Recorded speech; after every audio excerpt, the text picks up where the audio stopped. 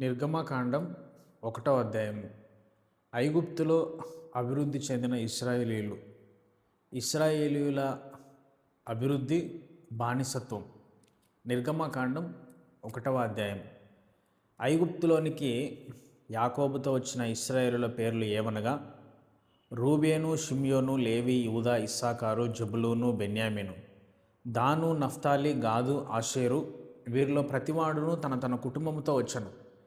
యాకోబు గర్భమున పుట్టిన వారందరూ 70 మంది.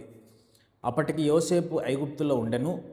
యోసేపును అతని అన్నదమ్ములందరూ ఆ తరం వారందరూ చనిపోయిరి. ఇశ్రాయేలీయులు బహు సంతానం గలవారై అభివృద్ధి పొంది విస్తరించి అత్యధికముగా ప్రబలిరి. వారున్న ప్రదేశం వారితో నిండి ఉండెను. అప్పుడు యోసేపుని ఎరుగని క్రొత్త రాజు ఐగుప్తును ఏలనారంభించను. అతడు తన జనులతో ఇట్లనెను: ఇదిగో, ఇశ్రాయేలు సంతతి అయిన ఈ జనము మనకంటే విస్తారముగాను బలిష్టముగాను ఉన్నది.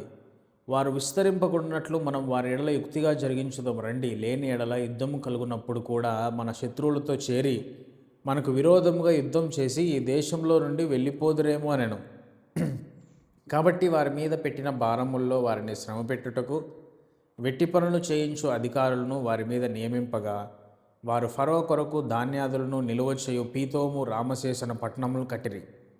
అయినను ఐగుప్తీయులు వారిని శ్రమపెట్టిన కొలది వారు విస్తరించి ప్రబలిరి గనుక వారు ఇశ్రాయేలీయుల ఎడల అసహ్యపడిరి. ఇశ్రాయేలీయుల చేత ఐగుప్తీయులు కఠినముగా సేవ చేయించుకొనిరి.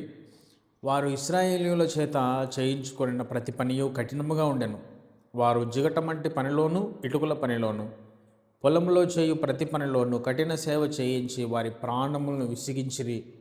మరియు ఐగుప్తు రాజు షిఫ్రాపోయా అను హెబ్రీల మంత్రసానులతో మాట్లాడి, మీరు హెబ్రీ స్త్రీలకు మంత్రసాని పని చేయవచ్చు, వారిని కాన్పు పీఠముల మీద చూచినప్పుడు మగవాడైన ఎడల వారిని చంపుడి, ఆడదైన ఎడల దాన్ని బ్రతుకునీయుడని వారితో చెప్పాను.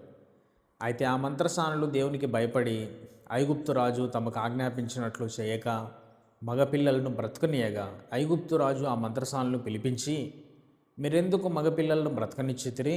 ఈ పని ఎలా చేసితిరని అడిగాను.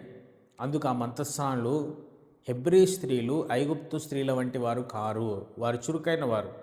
మంత్రసాని వారి యొద్దకు వెళ్ళక మునిపే వారు ప్రసవించి ఉందిరని వారు ఫరోతో చెప్పిరి. దేవుడు ఆ మంత్రసానులకు మేలు చేసెను. ఆ జనము విస్తరించి మిక్కిలి ప్రబలెను.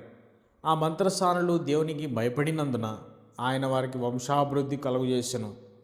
అయితే ఫరో హెబ్రీయుల్లో పుట్టిన ప్రతి కుమారుని నదిలో పారవేయుడి, ప్రతి కుమార్తెను బ్రతుకునీయడని తన జనులందరికీ ఆజ్ఞాపించెను. Thank you for watching.